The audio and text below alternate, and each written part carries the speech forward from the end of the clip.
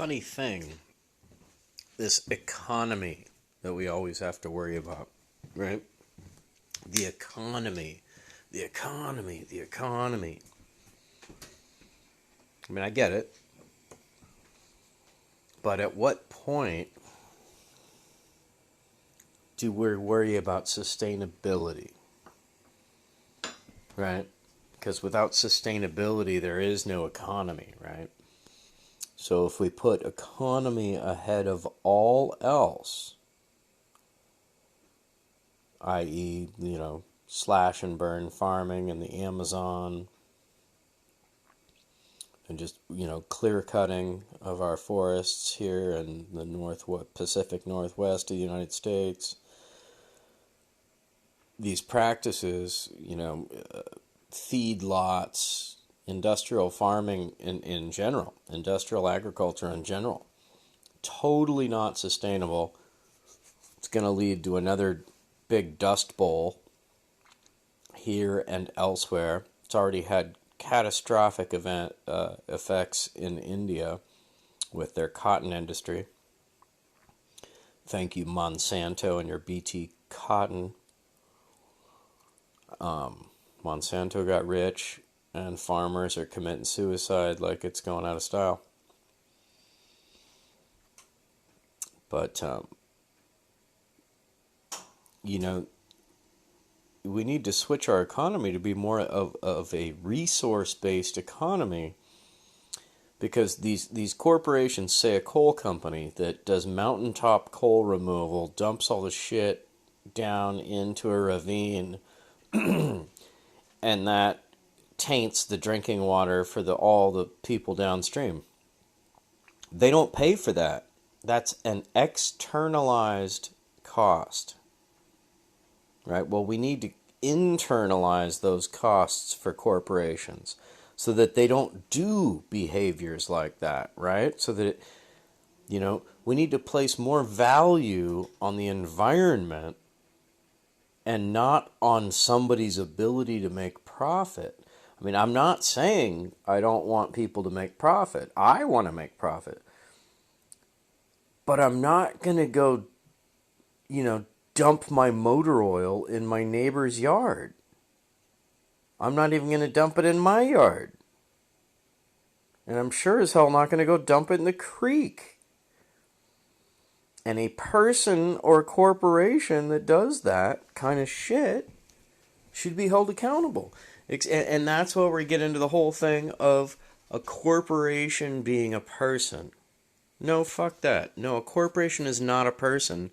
They don't live next to you, and you can't go knock on their door and punch them in the face when they do something super screwed up. Right? It's this entity that you can't put your hands on. You can't talk to.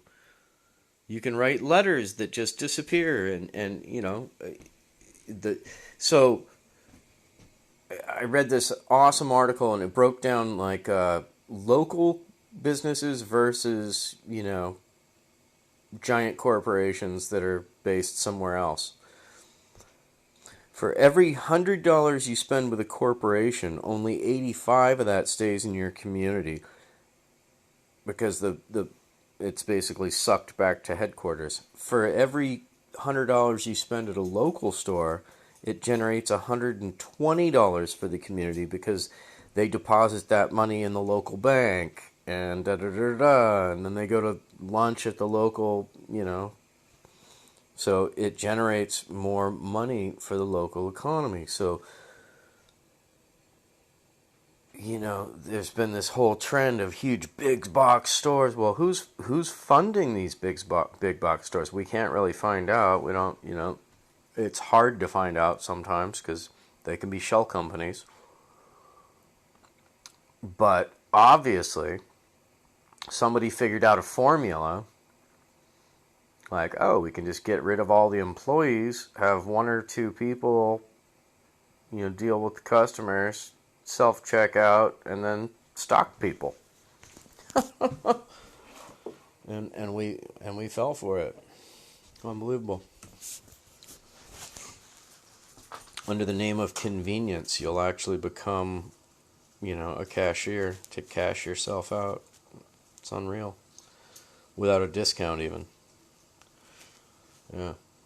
But anyway, I digress. But speaking about economy, it's this created thing. It's not a science. It's a man-made thing. And it's so funny too, because people are okay with bailing the banks out, right? Like basically the banks, like if you want to be like capitalistic, boom, capitalism, that's how we're going to roll. Then it's a casino.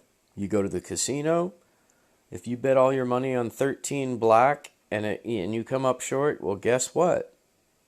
There's no fucking government bailout. Your mommy's not going to come save you. You just fucked up. You just lost your ass. And I don't know if they still allow it, but people used to hawk their wedding rings and shit in Vegas, right? Like, oh, no, I'm okay, I'll hawk my, and go and gamble that away.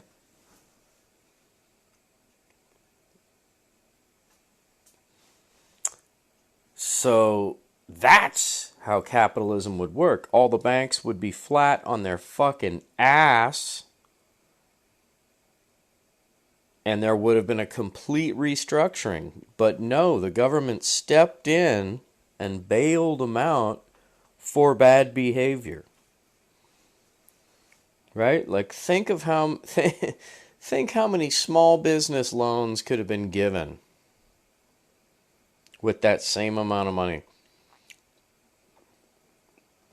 One of the statistics I heard was that every home loan in the country could have been paid off with the amount that was given to the banks. So imagine that. So, but we gotta save the bank, save the bank, save the... Why?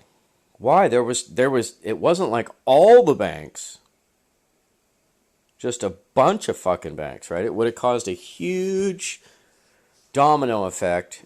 And so what? Fuck them. They deserved it. It wouldn't have been bad for the average person because there were still credit unions, small local banks, and guess what? Small local banks and credit unions are actually owned by the people that bank there, so you're part owner of your credit union. So there would have just been more credit unions. They would have sprung up to take advantage of Bank of America and Wells Fargo and those evil fucks going away. Citicorp, Citibank, all that bullshit, all those scum suckers. There would have just been more credit unions. Right? The tellers just go to a different employer. But they put the fear of God into everybody and like, oh, we gotta bail them out. But the statistic I heard was that they could have paid off every home loan instead. And imagine how that would have boosted the economy. Now you don't have a mortgage payment. And you... Boom! That's $1,500 a month extra. Like, honey, let's go out to dinner. Bam! Shit, I think I'm going to buy a car.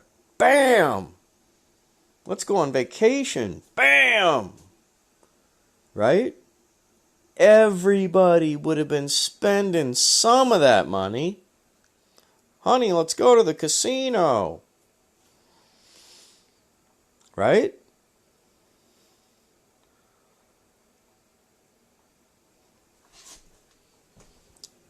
But no, we didn't get shit for that money. Our tax dollars bailed out the people that fucked us. They got rewarded. The CEOs got bonuses. Nobody went to jail. Thank you, Obama. Obama had the chance to put the nail in the coffin, hang these fuckers high, make an example out of them, break up the quote-unquote too big to fail. Well, then isn't that a monopoly then? Or too big to fail, then that's too big to exist. Right? So, fuck you. He should have put the nail through the dagger through the heart while he had the chance. and made an example. He could have been the FDR of his generation. Oh my God. But instead, he did shit. He paid the bankers, paid them off. Bank of America even took their, I forget if it was 62 million or 82 million that they got. And it was supposed to be to invigorate the U.S. economy, right? So they were supposed to invest it in the U.S. Well, they took it and they invested it outside the U.S. And when they got busted doing that, they said, oh, well, we got a better return on our money by doing it over there. That's not the fucking point, to make you money. The point was to invigorate the goddamn economy. So, like, right out the gates, they're corrupt and fucking us again. So, you know, and some people still think, like, I talk to some people and they're still like, well, if we would have let them collapse, then, oh my God, I'm scared. Like, what? Then you create a vortex, something comes in and fills that vortex. That's capitalism. That is capitalism. So the people that are quote unquote fighting for capitalism are fighting against it right there. Right? The irony is rich. Like, oh my God. These same people will scream, oh my God, that's socialism. But they're okay with a military increase. Well, the military is socialism. It's paid for with tax dollars. So's the fire department. So's the police department. The forestry. Right? Highways were built with tax dollars. The highways are socialist. Your bridges are socialist.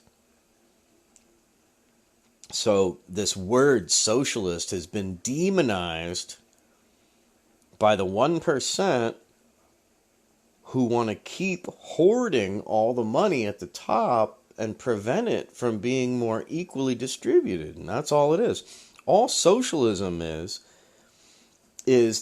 the definition is that the workers have a stake in the means of production. Right? So you're part owner of the coal mine. You're part owner of the grocery store. So you have a stake in it. So you benefit when the store makes a profit. It makes sense, right? You got incentive to work harder instead of just show up Monday through Friday.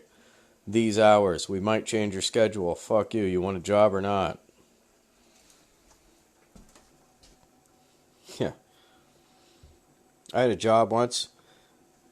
They changed my days on my day off. And it was up to me. Like I left on a Wednesday for my 2 days off. You know, Thursday, Friday, come in Saturday. Oh, you missed a day. Like, what? Oh, we changed your schedule, but it's up to you to check your schedule. Like, wait a minute. You know, if you're going to change my schedule, you couldn't call me? Wow. So, that's harsh capitalism. But it's capitalism for the poor, socialism for the rich, right? ExxonMobil will record the highest profit ever recorded by a corporation ever in the history of mankind and pay zero taxes. Amazon, 2018, $11 billion in profit, paid zero taxes. How does that happen? How does that happen? And if it keeps happening, how does our country have an infrastructure? And that's where I go to these neocon bastards are destroying and gutting our country just like they've done everywhere else around the world. They're bringing their same playbook home.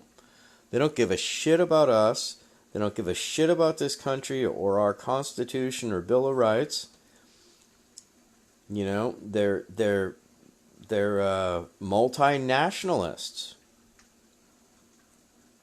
you know, more beholden to Israel or Saudi Arabia than our own damn country. And these people are invested in all over the world, so and so rich that they can move anywhere in the world, so they don't care if the country crumbles. They're sucking it dry. But, back to the word economy. Economy. We got to keep the economy going. Well, what economy? Green economy? Let's do a Green New Deal. We don't have to have a parasitic economy. We don't have to have an economy based on fossil fuels, based on grandpa's technology. Coal? Are you kidding me? Coal is fucking dead. Solar is here, and it's here to stay. Battery technology has gotten phenomenal. And if you're charging the batteries with solar power, that's phenomenal. Between solar power, wave generation power, wind power, we've got so much potential. And then you talk about geothermal, right? Yellowstone should be a huge fucking power plant. Any place where there's a geothermal activity like that, like here in Sonoma County, in Calistoga, there's an Old Faithful geyser. They should tap that sucker to a damn turbine. And drill 5 more, 10 more in the neighborhood. So there's, and hemp, industrial hemp. So there's industrial hemp. Somebody just invented an industrial hemp plane that's made of a hemp resin plastic and flies on hemp ethanol. Bam! Game changer. So, the technology is there. It's just that these old cronies and their oil money, coal money, oil money, the old guard doesn't want to roll over and die. And that's all it is. But, only time will tell.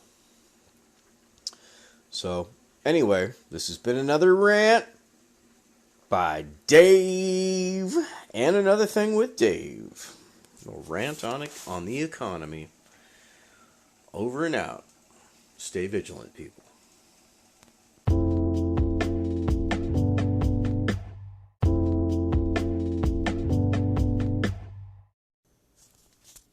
Greetings, Earthlings. I'm still Dave, and this is still And Another Thing with Dave. So, continuing on about the economy. We're constantly told we have to protect the economy. We need to protect American interests, right? Well, what does that really mean? What do we mean when we say we need to protect American interests? Because it's not what you would think it means on face value. It's not protect the interests of the average American. No. What we're talking about is we're protecting the interests of American corporations. And now we're talking, multinational corporations. And most of these corporations are paying zero in taxes. For example, Amazon, Exxon, on and on and on. Exxon recorded, a few years back, the highest profit ever recorded by a corporation ever in the history of the world as we know it, and paid zero taxes, and I think they actually got a $156 million rebate. Like, how does that happen? Well, how does that happen? Because George Bush and George Bush Jr. were oil men, and the system's rigged. Everybody's paid off. 50% of our Congress are millionaires. How the hell do you get to be a millionaire by being a quote-unquote public servant, right?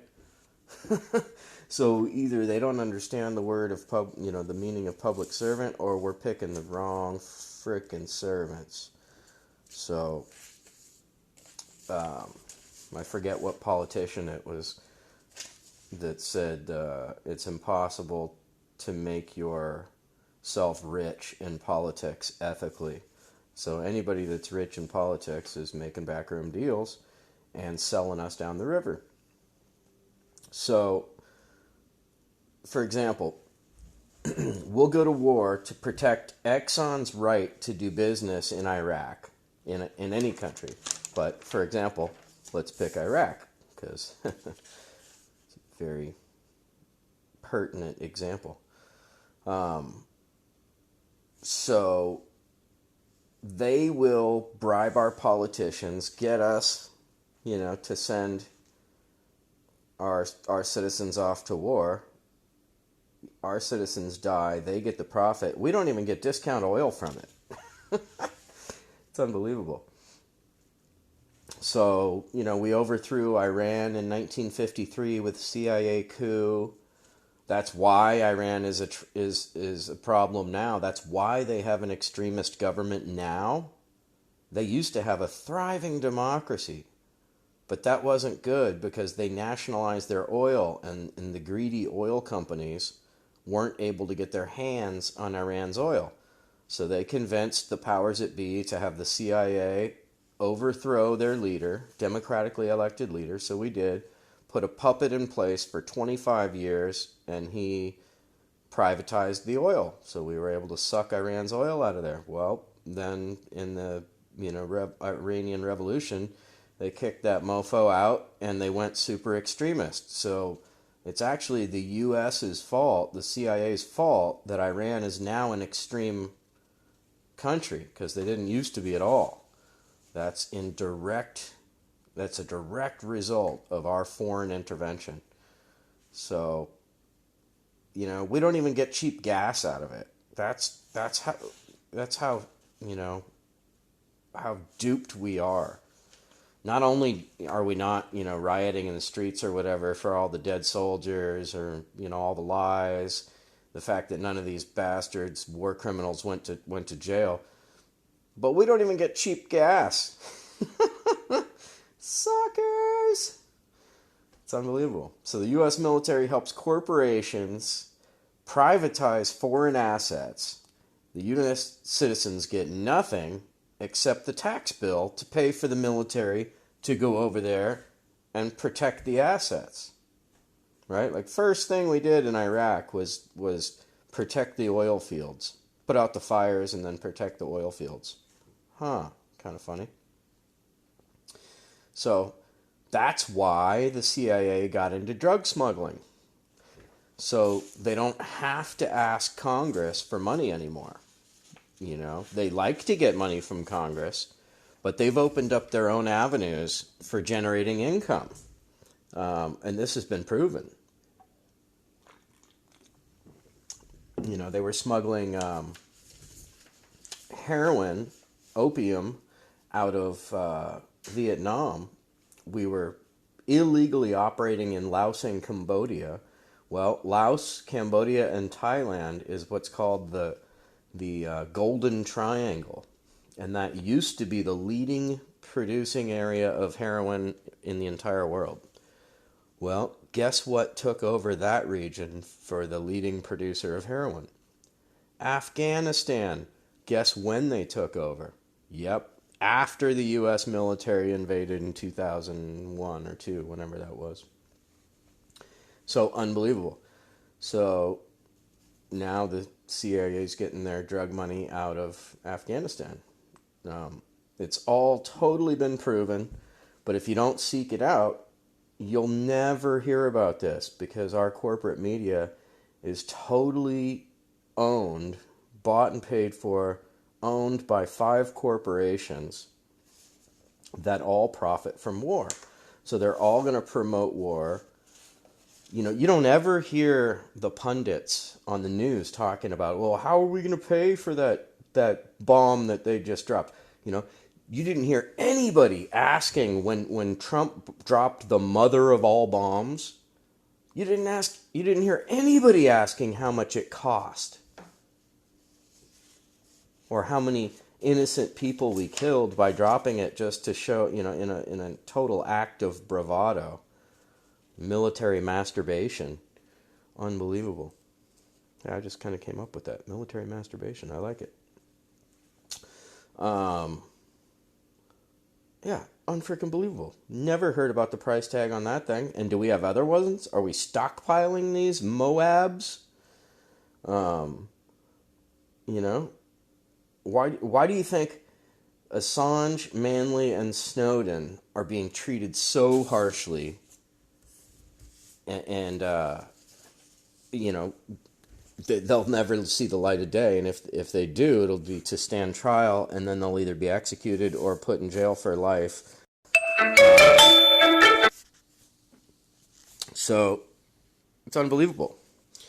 So they expose the lies of the deep state, and they get these harsh penalties thrown at them. But the criminals that they exposed actually committing war crimes, breaking Geneva Conventions, those people, I don't believe any of them have done any time whatsoever. One guy was going to do jail time. Trump just pardoned him. This soldier slit some guy's neck with his hunting knife and then took pictures of it and bragged about it on social media. Made his troop pose with the dead body as well. Nice guy. Yeah, Trump just pardoned him. But, it's not just Trump, it's the system. It's the deep state. So you hear about the deep state. Well, that's the CIA, the SBI, probably parts of, if not the entire FBI. New information has come out that the FBI was complicit in Martin Luther King's murder, which we all kind of knew all along, but now it's, a matter of historical record. So the deep state has their own agenda. It's the New World Order. George Bush talked about it openly, whether slowly or quickly, we will achieve our agenda. The New World Order. That old, evil bastard. So that's what this is. Murderous drug thugs overthrowing governments, with a version of how the world should be, how our masters think the world should be. The Iran-Contra scandal was blown wide open, and that was the CIA smuggling cocaine into Mena, Arkansas, so that they could fund illegal wars. It's the Iran-Contra scandal, so they kind of combine 3 different scandals in there, so you don't really know what the hell it's about. It totally clouds the whole clusterfucks the whole thing. So Iran-Contra scandal. The Contras and the Sandinistas were 2 groups fighting. The Sandinistas were elected in Nicaragua. The Contras were a rebel group that we wanted to overthrow the Sandinistas because the Sandinistas didn't want to sell us. They didn't want to give favorable trade deals to American corporations. So we can't have that. So, Congress or CIA is so determined to do this that they circumvent Congress's direct will. They got a vote of no, hell no. Congress wasn't going to voted it down and refused to fund it. And then the CIA went behind their back, started a cocaine smuggling operation to smuggle cocaine from Nicaragua through Panama, refueling in Panama. Enter Manuel Noriega, who we have in prison for life, and he'll never be able to see the light of day, and there's no charges against him. But that's why he did business with George Bush. And then we cluster bombed them, 20,000 people dead. But I digress. So then we flew the cocaine from Panama into Mena, Arkansas. Enter Bill Clinton. That's how he entered the presidential stage. He did business with George Bush Sr. and Oliver North in the Iran-Contra scandal. So then, with the money that they made selling cocaine on the streets of the United States and worldwide, they were doing it all over the world, they funded the war in Iran, and they also, Iran against Iraq, as the U.S. was officially funding Iraq. So that's kind of ironic. We were funding both sides to let them kill each other. And then we were also funneling weapons down to the Contras in Nicaragua. This gave birth to the crack epidemic. Gary Webb broke the story called Dark Alliance. You can look it up. He was a reporter from the San Jose Mercury News. He got suicided, shot himself twice in the back of the head. So that's what it is. It's the deep state working for their 1%er elite bastard masters, working toward the goal of the New World Order, because they know best how humanity should evolve, and we're just the worker bees. So that's really what it is. So all this little back and forth political blah blah blah, it's just theater to entertain you, you know. So back to the economy and what we hear about the economy, right? Well, what economy? Oh, our current economy? Our extraction-based economy? Our fossil fuel-based economy that's killing us? Well, you know, that's a thing of the past, and we need to look to the future. Oil companies have notoriously, bankers and oil companies have notoriously bought the patents to new technologies and shelved them because they want to keep milking their cash cow. But, you know, we talk about the economy, capitalism, socialism, blah, blah, blah, blah, blah. Well, if we're really going to play capitalism, you don't give subsidies. We give huge subsidies to the oil industry, billions of dollars. The corn industry, the milk industry, the cattle industry. Fuck subsidies. Like, if businesses aren't able to do business and stay in business, well then guess what? They don't survive in a capitalistic economy. Right? And then by taking away the subsidies from these, you know, these industries that are a net negative on the planet, we then we level the playing field for green companies, right? So, and if you're going to give subsidies at all, it should be for sustainable, green, biodynamic, and regenerative technologies. Things that are going to help us in the long run, not just in the quarter profit on Wall Street. But, you know, the military is the greatest sucker. You know, what was it? 21 trillion missing from the Pentagon since 9/11. So all the bullshit, how are we going to pay for it arguments, they're buried right there. 21 trillion missing. And then admittedly, we spent, according to the Wall Street Journal, on the 31st of January 2020, we've spent 5.6 trillion on war since 9/11. Afghanistan and Iraq. Just those two.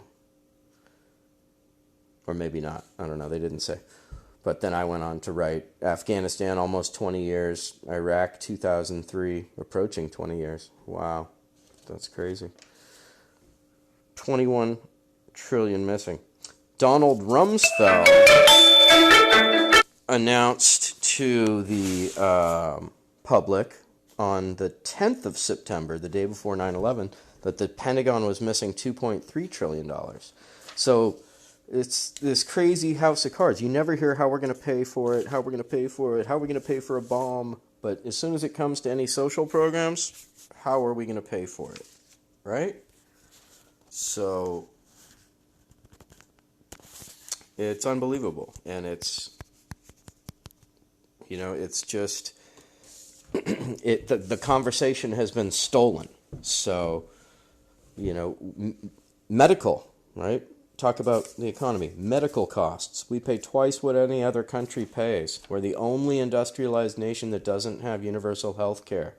It's the leading cause of bankruptcy. So clearly, we're not worried about the economy for the most. We're worried about the economy for the corporations and the one percenters, right? Because the HMOs are making billions in profit. Kaiser, I think they made like $50 billion in profit. So when we say the economy, American interests, just remember that. They're not talking about you. Like George Carlin said, it's one big club and you're not in it. They don't give a fuck about you. No. It's all about the donors. So if we really wanted to make money, we'd be talking about the green economy and the Green New Deal. Back in 1935, Popular Mechanics had on their cover hemp, the new billion-dollar crop. So if it was a billion-dollar crop in 1935, imagine what the fuck it would be now. But no, because in 1937, DuPont invented nylon, and they also, more detrimentally, invented the chemical used to turn wood pulp into paper, to soften wood pulp enough to make it into paper. Previously, wood pulp could not be made into paper, and most of the paper was made from hemp.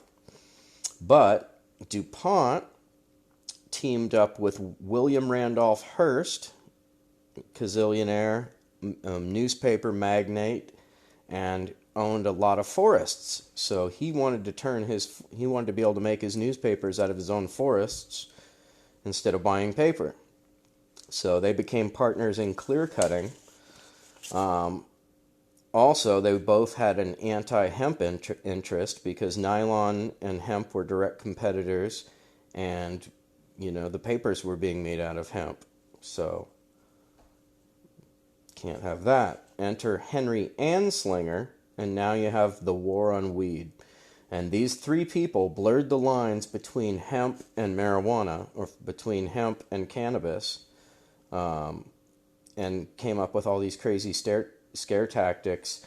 But basically, they were so successful blurring the lines between the two that people still today think that hemp and pot are the same thing.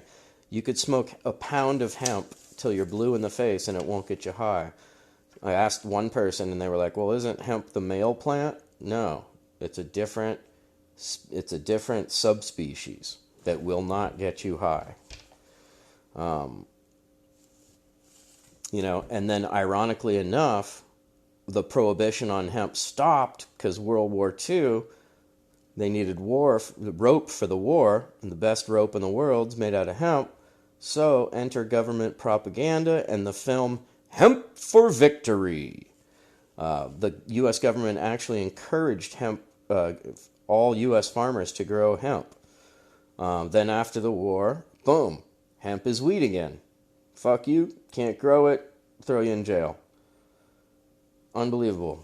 Not to mention, hemp is more profitable for the farmer way more profitable than wheat. Like way more. I forget the numbers, but I did the research for a college paper. And way out of the ballpark more profitable. Not to mention, it's a better product than cotton. It's stronger, uses 50% less water, 50% less it doesn't use any pesticides. 50% of all the pesticides in the world are used on cotton. So if we're talking about growing the economy, fuck cotton, fuck wheat, fuck corn, fuck soy, and that should all be hemp.